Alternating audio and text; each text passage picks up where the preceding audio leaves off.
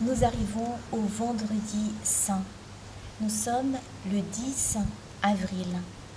Jésus, hier au soir, a été trahi par son ami Judas. Et maintenant, il est livré aux Romains. On l'amène vers Pilate. Et nous allons écouter de nouveau la parole de Dieu. Vous allez essayer toujours de faire attention et de dire pourquoi on a condamné Jésus. Pourquoi les anciens, les chefs des prêtres, ont-ils condamné Jésus à mort? Et nous allons nous habiller le cœur de la présence du Seigneur pour écouter sa parole.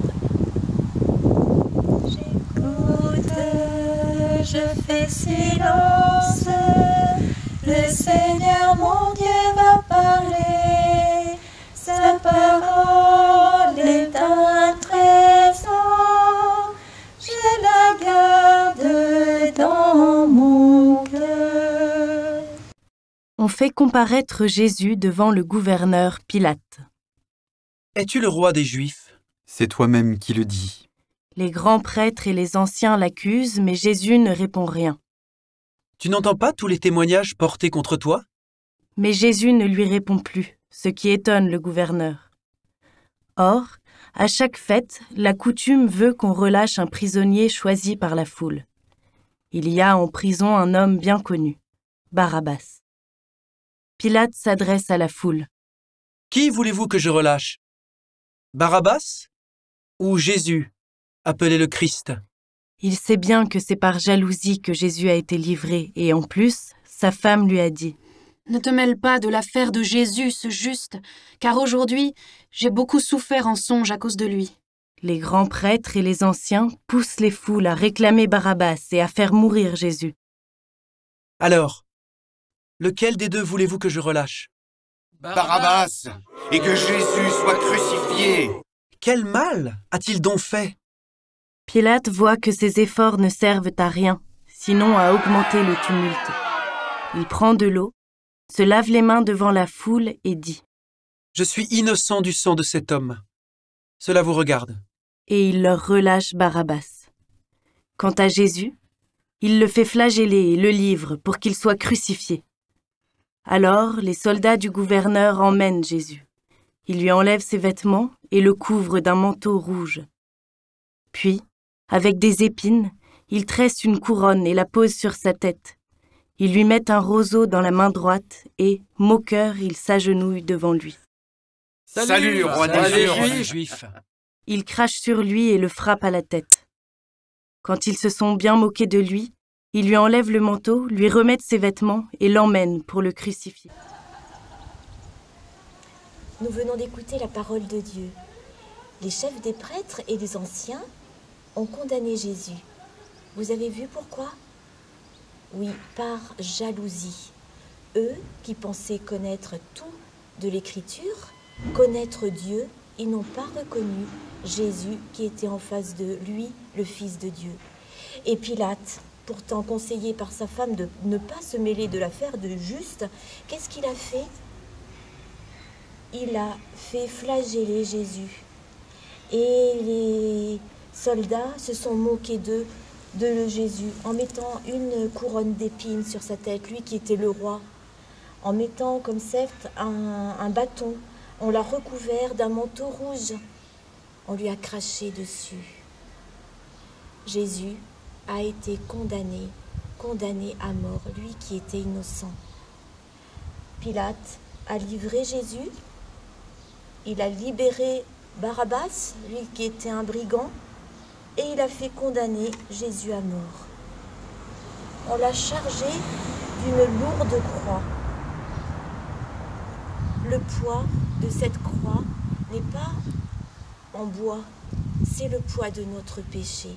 De notre péché qui pèse, notre jalousie, comme la jalousie des anciens, pèse sur la croix de Jésus, parce qu'ils n'ont pas reconnu Jésus, Fils de Dieu. Et nous aussi, parfois, nous manquons de foi. Notre orgueil, nous voulons être les premiers avoir la meilleure place, la plus grosse part de gâteau. Prendre quelque chose qui ne nous appartient pas, c'est le vol. Toutes les fois que nous nous disputons, qu'on est impatient, chaque fois que nous disons pas la vérité, de peur d'être grondés, chaque fois que l'on boude et qu'on ne veut pas revenir, chaque fois que l'on accuse les autres à tort, toutes les fois que nous disons des mots blessants. Tout cela pèse dans le cœur de Jésus. Et sa plus grande souffrance a été notre manque d'amour, de ne pas reconnaître, chaque fois que l'on ne reconnaît pas Jésus, Dieu, notre Sauveur, Jésus, a cette croix qui pèse lourd sur lui. Et il a mal. Mais lui, il continue de nous aimer. Jésus, il est là maintenant, à Golgotha. Il va souffrir, il va mourir. Mais avant de mourir, il va dire quelque chose de très important sur la croix. En regardant le petit vidéo, essaye de retenir quelles sont les paroles de Jésus qu'il dit sur la croix. Et pour bien écouter, on va demander d'ouvrir nos cœurs. J'écoute, je fais silence, le Seigneur mon Dieu a parlé, sa parole est un trésor, je la garde dans mon cœur. Le soldat charge Jésus de sa croix et demande à un passant, Simon, originaire de Cyrène, de l'aider. Arrivé en un lieu appelé Golgotha, il propose à Jésus une boisson vinaigrée, mais il ne veut pas en boire. Il le crucifie, se partage ses vêtements et place au-dessus de sa tête une inscription indiquant le motif de sa condamnation. Celui-ci est Jésus, le roi des Juifs. Les passants, les grands prêtres, les scribes et les anciens se moquent de lui et l'injurient. Sauve-toi toi-même si tu es fils de Dieu, et descends de la croix. Il en a sauvé d'autres et il ne peut pas se sauver lui-même. Il est roi d'Israël. Qu'il descende maintenant de la croix et nous croirons en lui. Il a mis sa confiance en Dieu. Que Dieu le délivre maintenant s'il l'aime, car il a dit « Je suis fils de Dieu ». Alors que Jésus est crucifié, l'un des voleurs suspendus aussi à une croix l'insulte. « N'es-tu pas le Messie ? Sauve-toi toi-même et nous avec !» Mais l'autre voleur crucifié lui fait des reproches. « Tu n'as donc aucune crainte de Dieu. Tu es pourtant un condamné toi aussi.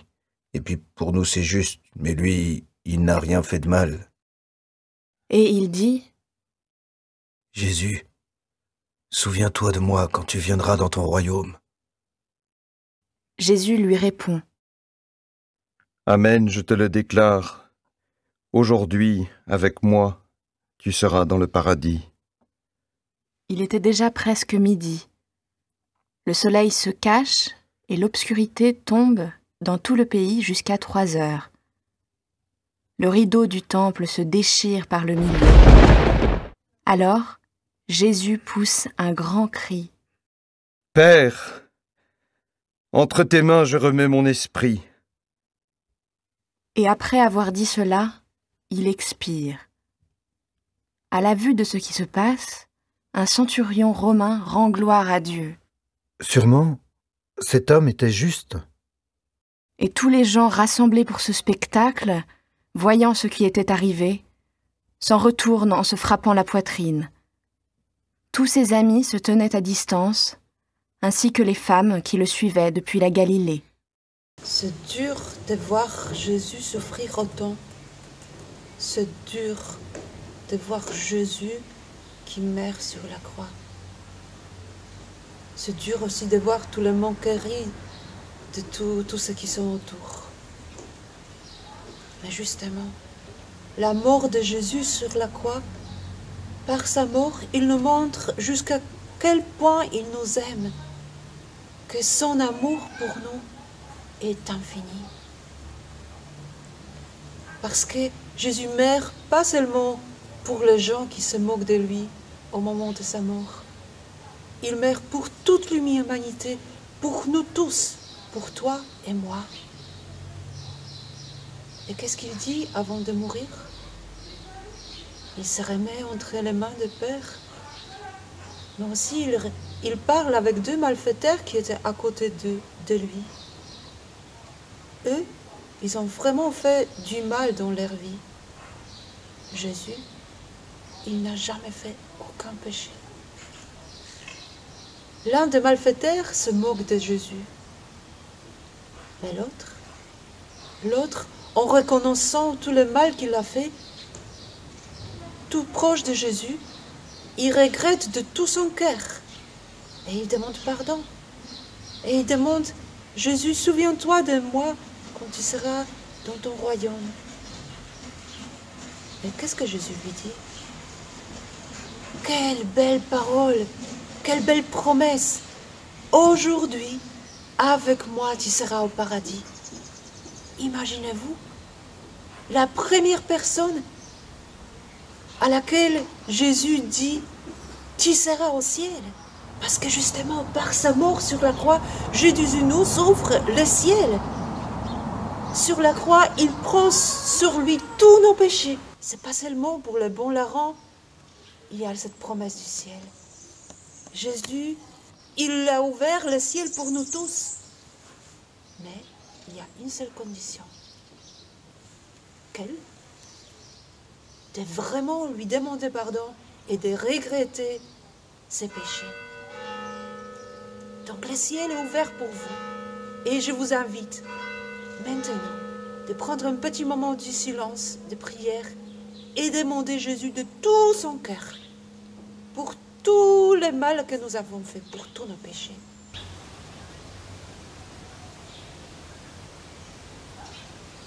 Oui, Jésus, tu es plein de miséricorde, de l'amour qui pardonne. Et on te fait confiance, comme toi tu as fait confiance à son Père. Toi tu dis sur la croix, Père, entre tes mains, je remets mon esprit. Jésus, on dit, Jésus, nous avons confiance en toi.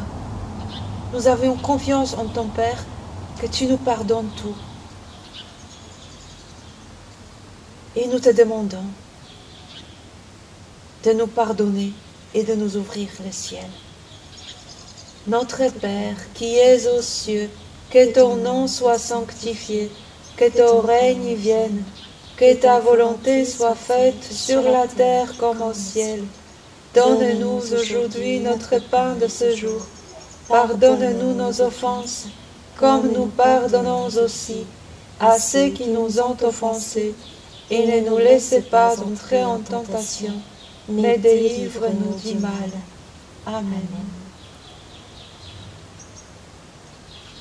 À côté de Jésus, il y avait sa mère, qui a souffert autant, voir son fils mourir.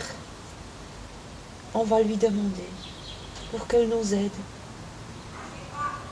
à vivre selon la volonté de Jésus, à faire du bien et à rejeter tous les mal. Je vous salue Marie, pleine de grâce, le Seigneur est avec vous.